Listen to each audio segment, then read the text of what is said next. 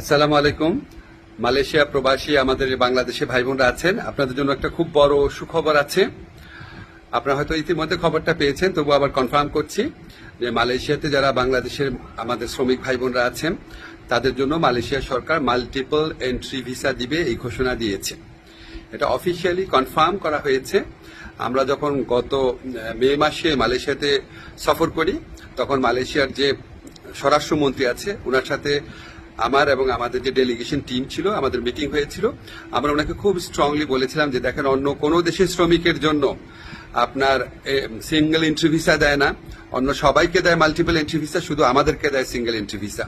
তো উনি আসলে খুব অবাক হয়েছিলেন শুনে। উনি সংশ্লিষ্ট কর্মকর্তাদের জিজ্ঞেস করেছিলেন, মিটিংয়ে যারা ছিল তারা ওনাকে কনফার্ম করেছে যে বাংলাদেশের ক্ষেত্রে এই বৈষম্যমূলক ব্যবস্থাটা আছে।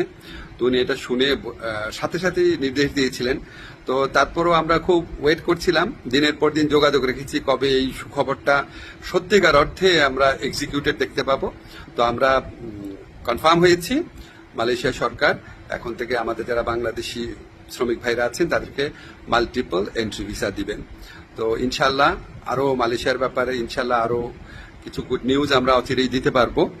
আমাদের অলরেডি একটা প্রতিনিধি দল মালয়েশিয়াতে আছে, সামনে মাসে আরো বড় পর্যায়ে একটা সফর হওয়ার কথা আছে। ইনশাল্লাহ আমরা খুব দ্রুত আরো কিছু গুড নিউজ আপনাদেরকে দিতে পারবো। সবাই ভালো থাকবেন, ধন্যবাদ।